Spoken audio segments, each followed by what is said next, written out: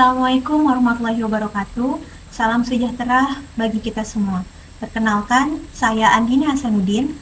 Pada kesempatan ini, saya akan membahas beberapa hal penting mengenai apa saja nih yang diubah dari Undang-Undang Nomor 32 Tahun 2009 tentang perlindungan dan pengelolaan lingkungan hidup atau yang biasa kita sebut dengan UU PPLH dengan Undang-Undang 11 Tahun 2020 atau yang biasa kita sebut dengan Undang-Undang Cipta Kerja.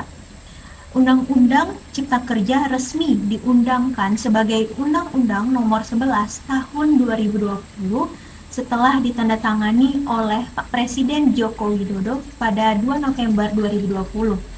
Undang-Undang Nomor 11 Tahun 2020 ini mengubah beberapa ketentuan dalam Undang-Undang 32 Tahun 2009. Undang-Undang mengenai perlindungan dan pengelolaan lingkungan hidup. Ada beberapa poin dalam Undang-Undang 32 Tahun 2009 ini tentang perlindungan dan pengelolaan lingkungan hidup yang diubah, dihapus, dan ditetapkannya undang-undang baru, yaitu Undang-Undang 11 Tahun 2020 atau Undang-Undang Cipta Kerja terkait perizinan usaha. Ada hal yang dilakukan untuk memberikan kemudahan bagi setiap orang untuk memperoleh persetujuan lingkungan. Ada beberapa poin yang diubah. Yang pertama yaitu terkait izin lingkungan. Izin lingkungan ini merupakan persyaratan untuk memperoleh izin atau usaha dari kegiatan itu. Yang kedua, jika hal izin lingkungan dicabut, maka izin usaha atau kegiatan tersebut dapat dibatalkan. Yang ketiga, dalam hal usaha atau kegiatan itu yang mengalami perubahan, si penanggung jawab ini wajib dan harus memperbarui izin lingkungannya, yang dimana di dalam pasal 40 Undang-Undang Nomor 11 Tahun 2020 atau Undang-Undang Hak Cipta Kerja ini sudah dihapus. Lanjut, poin kedua terkait perlibatan penyusunan AMDAL atau analisis mengenai dampak lingkungan hidup. Dalam Undang-Undang Cipta Kerja tahun 2020 ini, penyusunan dokumen AMDAL itu hanya melibatkan masyarakat yang terdampak saja. Sementara pada undang-undang sebelumnya 32 tahun 2009 melibatkan pemerhati lingkungan yang berhubungan dengan aspek-aspek kehidupan masyarakat terkait lingkungan hidup.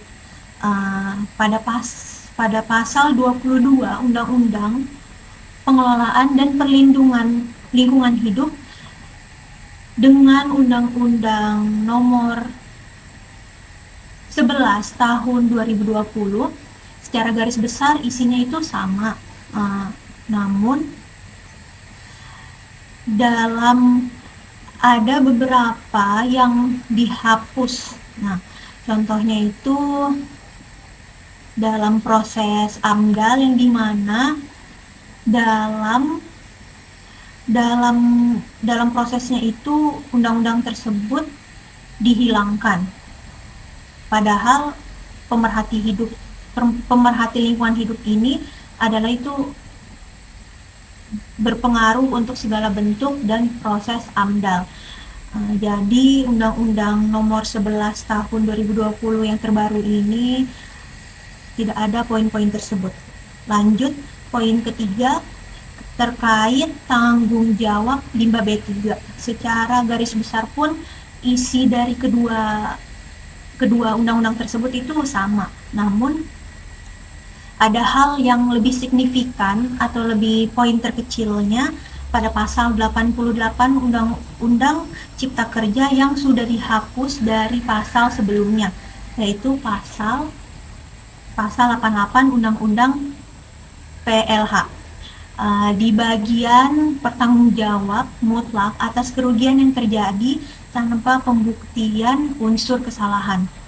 Selanjutnya, poin terakhir terkait pembekuan atau pencabutan izin lingkungan Pasal 79 Undang-Undang 32 tahun 2009 tentang pengenaan sanksi administrasi yang berupa pembekuan atau pencabutan izin lingkungan apabila si petanggung jawab izin usaha atau kegiatan tersebut tidak melaksanakan apa yang perintah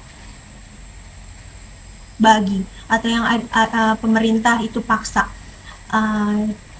di mana dalam pasal 79 UU Undang-Undang PLH itu sudah dihapus di Undang-Undang Cipta Kerja. Menanggapi pernyataan di atas,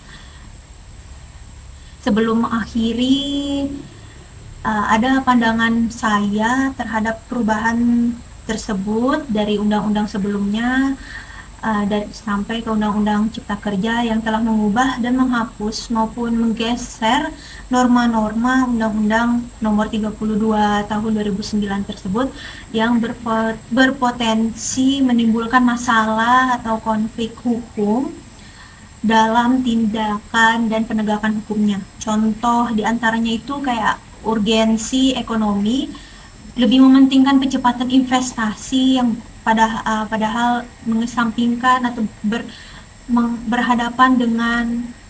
berkaitan dengan urgensi pengelolaan dan perlindungan lingkungan hidup. Demikian beberapa hal yang bisa saya sampaikan pada video ini. Saya mohon maaf sebesar-besarnya apabila ada kekurangan kata bagi Bapak dosen dan teman-teman sekalian. Dengan ini, terima kasih atas perhatiannya. Wassalamualaikum warahmatullahi wabarakatuh.